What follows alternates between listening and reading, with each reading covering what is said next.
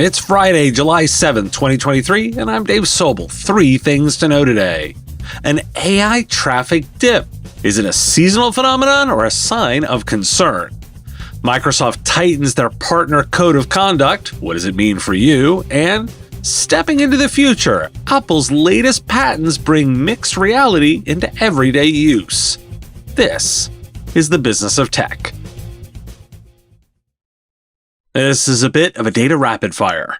Researchers tested if people could tell the difference between AI and human-generated tweets. The results? They couldn't. They also couldn't tell if the tweet was real. Another one, AI can automate 40% of the average workday, with automation already removing an average of 20% of previously manual tasks. That from a Valor survey, with Salesforce's numbers saying the same thing for automation, and adding that more than 50% of sales and service teams don't know how to get the most value out of generative AI. The Harris poll on behalf of Insight Enterprises finds that within the next 3 years, most business leaders expect to adopt generative AI to make employees more productive at 72% and enhance customer service at 66%. Around half of Insight's generative AI report respondents expect to use the technology to assist with research and development at 53% and software development and testing at 50%. 79% of corporate strategists said that technologies such as analytics, artificial intelligence, and automation will be critical to their success over the next 2 years, according to Gartner. And some negative backlash. In a Malwarebytes survey, only 10% surveyed agreed with the following statements. I trust the information produced by ChatGPT, while 63% disagreed. But the one to note, ChatGPT web and mobile traffic fell 9.7% month over month in June. Per SimilarWeb, it's not just ChatGPT, Character.ai saw 32% less web and mobile traffic in June than the prior month, and Google's Bard website declined slightly. But also, the top 100 search sites saw a 3.1% dip, and Facebook is down 3.2%. Why do we care? A critical theory is that students are not using generative AI, so the dip is due to the summer, or the broad summer dip in web traffic. I'm a big data nerd, so I noted these data points this week. The story they tell is more important. AI has a lot of potential, and the consensus is that becoming a technology expert here will be key. There's a trust gap generally found in technologies seemingly appearing out of nowhere, despite their history. And finally, while one might be tempted to find that usage drop-off worrying, I find it useful. We can link the use to actual user reasons for using the product. That's good news. Microsoft has changed the penalties for violation of contracts in the partner code of conduct. For some of the worst offenders, Microsoft could revoke the solution provider's ability to sell in certain partner programs and even remove the provider from the partner ecosystem.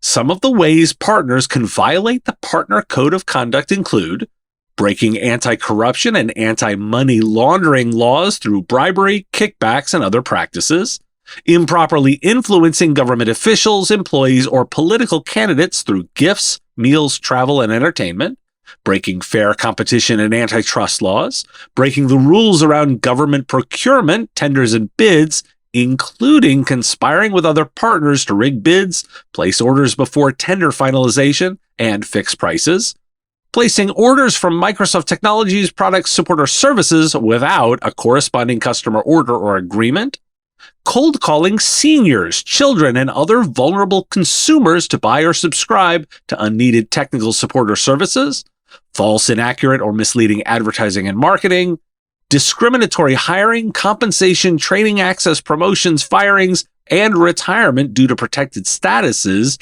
such as race, sex, national origin, religion, age, disability, gender identity, disability, political affiliation, and veteran status, sexual harassment, misbehavior at Microsoft events, and not having an adequate training program. Why do we care? There's a tactical reason to care, the fundamental don't do bad things reason. don't do bad things. Here's a more interesting angle. How do you feel about Microsoft setting ethics for their partners? They're a private business and free to do what they want, and as a partner, I tend to trust them. And these are pretty good rules of the road. They take on risks doing business with you, too, after all. I'm particularly optimistic about this move for Microsoft, and note they can pull it off. Play the mental game here for all your vendor partners. How would you feel if this was Google, Ingram Micro? I'll get spicy and say Kaseya. Now, vendors, consider how your trust with your customer base matters. Here's a pair of Apple items. Apple has been granted a patent to supplement watching sports games using the Apple Vision Pro mixed reality headset. Digital scoreboards on screen are absent during live sporting events. Apple thinks people miss these elements when attending in-person games, and the company wants to incorporate them in Vision Pro. Apple's patent includes implementing one or more devices that use image sensors and microphones to gather and display sports data and audio during a live game. These sensors would obtain images of the field, detect moving objects on the field, gather data relevant to the current game, and transparently or translucently display the data on the field for the Vision Pro wearer. Apple has also filed another patent for a computer with accessory projectors on each side to project images onto nearby surfaces, like the walls behind it. It describes the projector system that could become part of future iMacs. Aside from displaying images on the computer monitor, quote, the electronic device may project images onto nearby surfaces, according to the patent publication. Why do we care? Spatial computing is finding its use cases. The version 1 Vision Pro is not going to pull this off. I won't sit at a Nationals baseball game and wear one of these in a DC summer. Plus, the battery barely supports a baseball game. But project out into the future and assume this is lighter, smaller, and has a battery that lasts. Now, does the Vision make more sense? And more importantly, consider the projection system Apple is thinking about. Suppose my monitor also displayed additional information on the wall behind my computer, or maybe the desk in front of it. In that case, there's a use case for spatial computing I can again picture. We care because of the long-term vision, not the specific move. This one is fun to ponder. Your clients are looking for proactive cyber resilience and you to be their virtual chief information security officer to assess their security posture, enhance compliance readiness, and reduce their cyber risk. Want to do that at scale?